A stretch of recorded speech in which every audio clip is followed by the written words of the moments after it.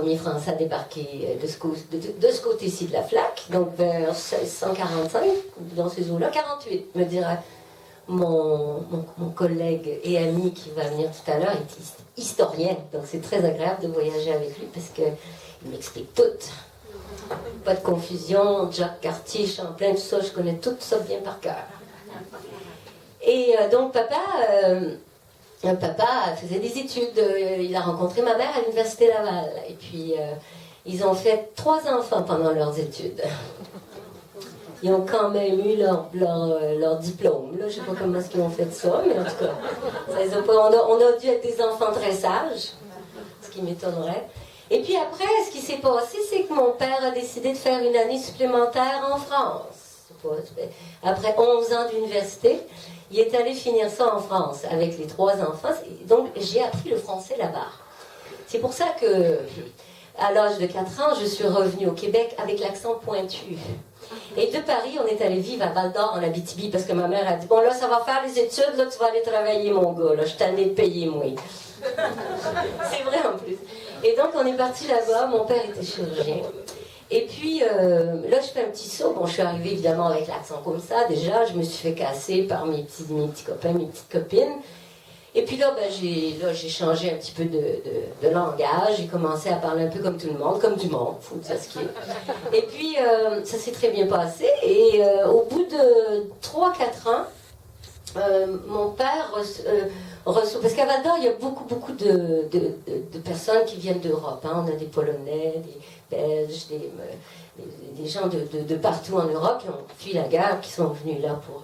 la ville a 75 ans, donc c'est pas vieux. Et mon père avait un ami qui s'appelait Monsieur d'Avignon. Et Monsieur d'Avignon voulait monter un conservatoire. Et pour monter ce conservatoire, vous savez comment c'est en région, il faut un minimum de monde, un minimum d'élèves. Et donc, il en fallait 26. Et il a appelé mon père, il a dit, t'as combien d'enfants? Il dit, j'en ai 3. Ok, ouais, on les emmène au conservatoire, les 3.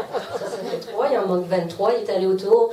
Et puis, j'étais une des premières élèves donc, du conservatoire de Val-d'Or. Aujourd'hui, c'est une grande et belle maison. Et j'ai commencé à jouer du violon, je ne vais pas ça pas en tout, et j'ai changé d'instrument pour la guitare. Et ce qui fait que je suis devenue guitariste, et j'ai tout de suite écrit des chansons très jeunes. Puis à l'époque, je ne sais pas si vous vous en souvenez, là on est dans les années 70, des auteurs-compositeurs féminins, il n'y en avait pas comme aujourd'hui. Il y avait la Bolduc, mais là ça date encore d'une autre époque. Il y avait Clémence Desroches aussi qui écrivait des chansons, mais elle ne faisait pas toujours la musique. Elle avait beaucoup d'amis musiciens qui l'aidaient avec ça. Puis moi, je n'arrive pas avec mon premier album, auteur-compositeur-interprète, mon deuxième album, auteur-compositeur-interprète. Puis là, ça fait de l'effet, ça fait son petit effet. Et la chanson que je vais vous chanter maintenant, c'est la première chanson qui m'a vraiment fait connaître dans le petit milieu parisien. Je vous l'avais dit que j'allais faire des bêtises à soir. Mélange tout. Le petit milieu montréalais, donc j'ai été nommée au Félix, puis j'ai gagné pour cette chanson-là, et puis pour le prix de auteur-compositeur-interprète. Fait que je vous promets, après, je ne me vanterai plus de ça.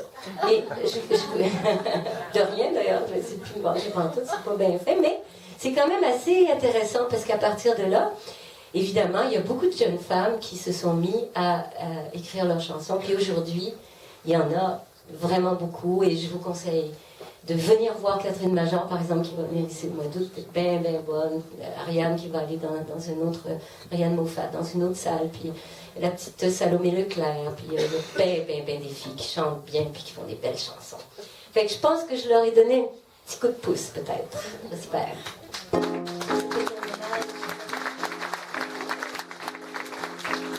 La chanson, c'était juste un hommage à Joao Gilberto.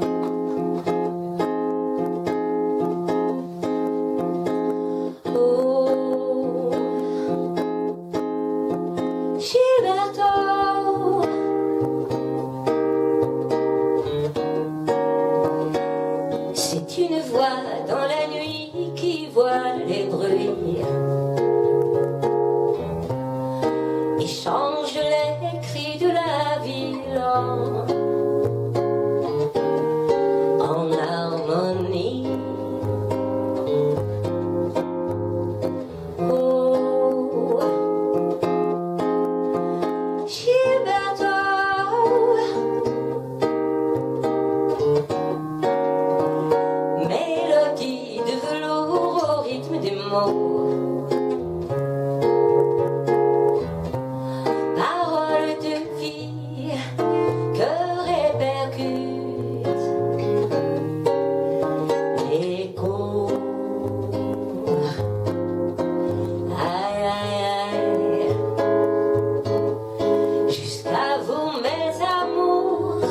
passé pour ne jamais vous oublier, car on finit toujours par effacer le nom de ce qu'on a juré d'aimer toute la vie. Ces moments de passion, quand l'amour nous sourit le temps d'une chanson. Oh, oh, aïe. Gilberto,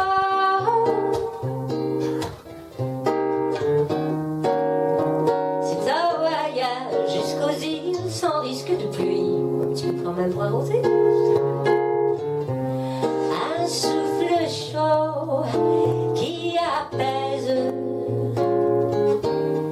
son ennui.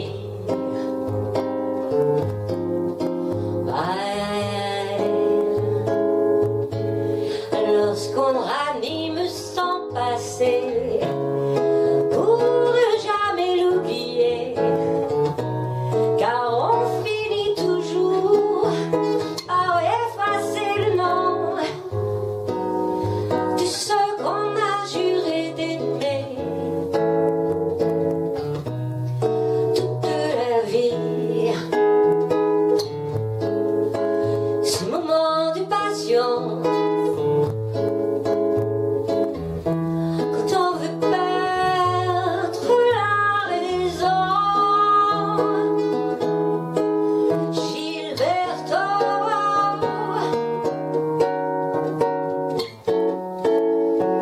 tendre comme le sein d'une femme enfant, que l'on prend dans la paume de sa main, comme on caresse son chien qui nous fixe tendrement l'espoir du prisonnier.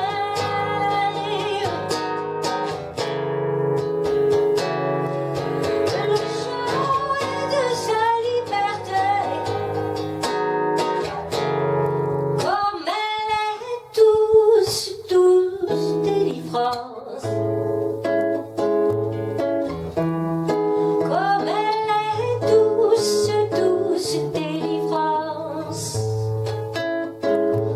Le temps d'une chanson. Oh, oh, oh.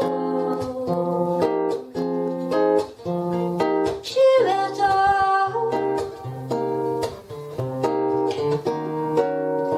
si tu ne vois dans la nuit qui voit le bruit